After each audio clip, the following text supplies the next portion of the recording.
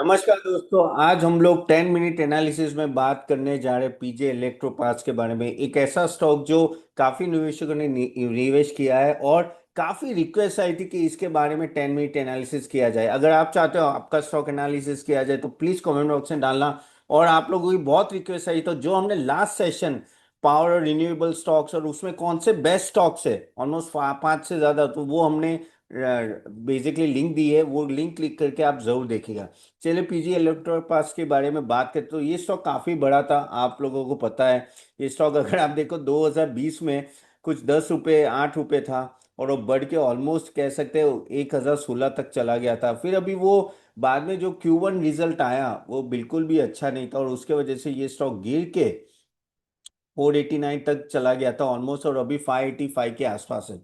लेकिन क्या यहां से स्टॉक बढ़ेगा कि नहीं वो डिस्कस करते हैं। द मेन थिंग जो मैं आपको बताना चाहता हूँ कि एक one of the reason Q1 में क्यों गिरा था, क्योंकि जो समर सीजन थी वो बहुत ही जल्दी खत्म हुई थी और बारिश जल्दी आ गई थी। इसके वजह से काफी हद तक उनकी एसी की इन्वेंट्री 1300 करोड़ की इन्वेंट्री ने उनके पास रह गई थी और उसके वजह से एक बड़ा फॉल आया था। और अगर आप पी रेशियो भी देखिए कि ऑलमोस्ट ये स्टॉक आप देखो एक समय पे ये 36 के पी पे चलता था, वो बढ़ के ऑलमोस्ट 135, जो अनसस्टेनेबल था। देखो यही चीज होती है जो हमेशा आप ध्यान रखो। ऐसे मोमेंटम स्टॉक्स में आप जब भी इन्वेस्ट करते हो, अगर आपका ग्रोथ में थोड़ा भी ऊपर नीचे हुआ, सेल्स हो या प्रॉफिटेबिलिटी, ये स्टॉक बहुत जल्दी गिरता और वही चीज आपने देखी। क्योंकि ये स्टॉक इतना बढ़ चुका था, ओवर वैल्यूएशन इतना था जिसके वजह से ये गिरा। अब जाके थोड़ा स्टेबल हो रहा है। अगर इसके एवरेज पी भी देखूं तो ऑलमोस्ट नो कह सकते हैं कि 54 के आसपास है। ठीक है, अगर मैं ये 5 साल की एवरेज, अगर मैं 1 साल की एवरेज देखूं तो भी ऑलमोस्ट इतना ही है, 60 के आसपास है। और अभी अभी भी अगर आप देखो तो वो उस लेवल पे आ चुका है 61 के आसपास। लेकिन यहाँ आपको कुछ पॉइंट्स समझना पड़ेंगे कि यहाँ से अगर आपको लेना है कि नहीं लेना है। ईवी बाई ईबीटा भी एक अनदर पॉइंट है जो आपको देखना पड़ेगा। ऑलमोस्ट आप देख सकते हो कि ऑलमोस्ट 80 पहुंच गया, जो अनसस्टेनेबल है। अभी वो काफी रीजनेबल होके 30 आया तो भी थोड़ा आगे अभी भी ऊपर है, लेकिन थोड़ा नीचे आ सकता है फ्यूचर में। वहां एक अच्छा मौका हो सकता है बाय का, थोड़ा उस पर भी हम लोग बात करेंगे। देखो पीजी इलेक्ट्रोप्लास हमें पता है कि तो प्रॉब्लम वही हुआ तो कि यहाँ जो Q4 का ये जो रिजल्ट था 67 करोड़, और अगर आप देखो सेल्स भी एक बहुत ही बड़ा बड़ा ड्रॉप आया था, इसके वजह से ये गिरा था। लेकिन अभी क्या करे, अभी मैनेजमेंट क्या बोले वो इम्पोर्टेंट, क्योंकि इनका अगर आप पास भी देखो तो बहुत अच्छा रहा है। 3 साल का कंपाउंडिंग ग्रोथ 100 रहा है और सेल्स ग्रोथ 64 है। और आप कह सकते हैं यहाँ स्टॉक प्राइस भी उतने से बढ़ा है। लेकिन अभी क्या कह रही है इन कंपनी, वो इम्पोर्टेंट है। और कंपनी ये कह रही है कि भाई ये जो जीएसटी कट आया है उसके वजह से मोस्टली इन लोगों का काफी इन्वेंट्री ये दिसंबर जनवरी तक खाली हो जाएगा, तो वो एक पॉजिटिव पॉइंट है। ठीक है, ऑफ कोर्स वी नो कि वो एक leading manufacturing electronic white goods का, और खास करके AC, washing machine and all that, okay, TV, air coolers and all that. लेकिन आगे जाके कंपनी काफी हद तक स्पेसिफिक प्लान करेगी कि भाई किस तरह से ये जो वॉलेटिलिटी है वो थोड़ी थमे, और नो इस तरह का वॉल्यूम का ऊपर नीचे ना हो। देखो ये वन ऑफ होता है, देखो ये हर टाइम नहीं होता है, और इससे कंपनी काफी चीजें सीखती भी है। और ये आउट ऑफ कंट्रोल है, उनके कंट्रोल में नहीं था कि वेदर को नो यानी ये समर जल्दी खत्म हो गए बारिश जल्दी आए। लेकिन आगे जाके आपको ये देखना पड़ेगा कि यहाँ से ईबीटा मार्जिन का है। देखो ईबीटा मार्जिन काफी अच्छा खासा वहां भी अगर आप देखें तो मैं जस्ट आपको बताना चाहता हूँ कि ईबीटा मार्जिन कहाँ है। ये रहा ऑपरेटिंग मार्जिन, ये देखो 10 के आसपास आके खड़ा था मार्च 25 में, और यहाँ अगर आप देखो तो 8 आ गया था। ये बहुत कम है, ये जो मार्जिन है ये बहुत अच्छा खासा ड्रॉप हुआ था जो 11 का है, तो ये भी एक इम्पैक्ट आया था खासे। अभी आगे जाके अगर यहाँ इंप्रूवमेंट होता है तो इनके प्रॉफिटेबिलिटी में भी इंप्रूवमेंट हुआ। उनको क्या करना पड़ेगा अभी लास्ट फ्यू क्वार्टर्स का तो कह सकते हैं कि रिकवरी करनी पड़ेगी नेक्स्ट 2 क्वार्टर में। ऊपर से जो उनका ग्रोथ था उस क्वार्टर का वो भी आना चाहिए, तो बिग जंप आना चाहिए ये क्वार्टर में जो दिवाली क्वार्टर है। कह सकते हैं कि अक्टूबर नवंबर दिसंबर और जनवरी फरवरी में चाहिए। फरवरी मार्च से गर्मियां चालू होती है तो काफी हद तक वापस एसी की डिमांड है। देखो 68% अगर आप बात करें ना तो इलेक्ट्रोप्लास का वही है ओवरऑल उनका प्रोडक्शन, तो वहाँ बहुत डिपेंडेंट है। बाय द वे आगे जाने से पहले just to let you know again, मैं एक सेबी रजिस्टर्ड रिसर्च चैनल हूँ, यहाँ जो भी बातें कर रहे हैं आपके नॉलेज के लिए कर रहे, तो don't take as a recommendation. आप चाहते हो गाइस कि आपको एक अच्छा रिकमेंडेशन सही सुने, तो प्लीज www.catappan.in को विजिट कीजिए। दिवाली ऑफर चल रही है, हाँ जी, दिवाली ऑफर। यानी एक बड़ा पैकेज जो हम लोग इक्विटी म्यूचुअल फंड बॉन्ड्स उसका हम लोग 25,000 में देते थे, वो 13,000 में मिला है। तो प्लीज जाके जरूर देखिएगा। It is very very no, कहते हैं ना कि उसमें सब कुछ है, सब कुछ है। एक बार जाके जरूर विजिट कीजिएगा।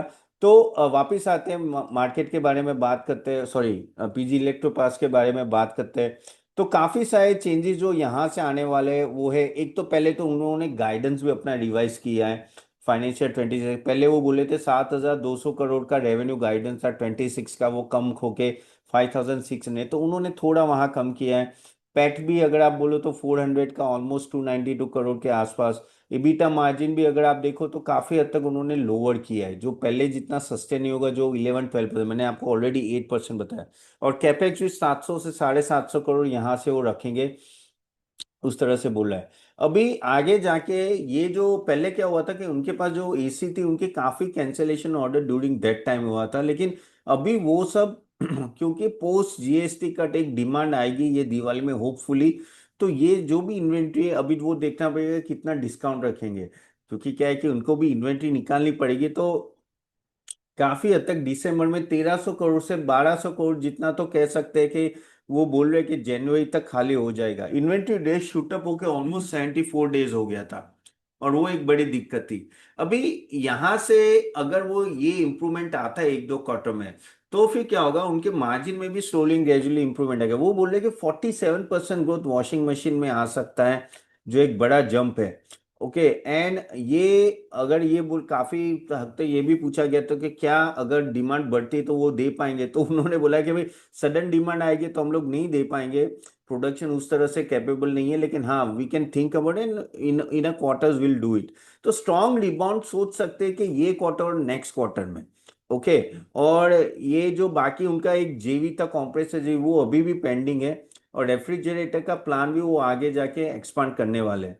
अब कह सकते हैं कि रेफ्रिजरेटर जो कैपेक्स है ऑलमोस्ट 300 करोड़ तक होगा, और वो प्रोडक्शन होगा 27, तो इनके प्लान अच्छे हैं, उसमें तो कोई डाउट नहीं है। इवन अगर आप टीवी बिजनेस यूनिट का भी करें तो 900 करोड़ के आसपास नो फाइनेंशियल 26 का उनका टारगेट है। तो उस तरह से ये लोग के बहुत ही अच्छे प्लान है, और मैं ये समहाउ ये वन ऑफ गिनूंगा। लेकिन प्रॉब्लम यहाँ क्या हुआ था कि लास्ट क्वार्टर ऑलरेडी स्टॉक बहुत बढ़ चुका था, और ऊपर से ये न्यूज है इसलिए दबा करके गिरा। अभी आप देखो 495 से 580 तक तो ये ऑलरेडी काफी हद तक रिकवर होगा। लेकिन अभी मेन क्वेश्चन है कि आगे जाके करना है क्या, और कौन सी 3 चीजें आपको यहाँ से देखनी पड़ेगी अगर यहाँ से बड़ा जंप आना है। तो 3 चीजें में, एक तो पहले भाई इन्वेंट्री का क्लियरेंस कैसे हो रहा है, ये 2 क्वार्टर में क्या 1,200 करोड़ का एसी का इन्वेंट्री क्लियर हो रहा है कि नहीं, वो एक होगा। मार्जिन वापिस जो 8% मैंने बताया, क्या वो 9% जा रहा है कि नहीं जा रहा है, जो जैसे मैनेजमेंट ने बोला है कि मार्जिन इंप्रूव होगा। और तीसरा, आगे जाके जो रेफ्रिजरेटर है, कंप्रेसर है, उनका किस तरह से नए ऑर्डर्स आ रहे हैं।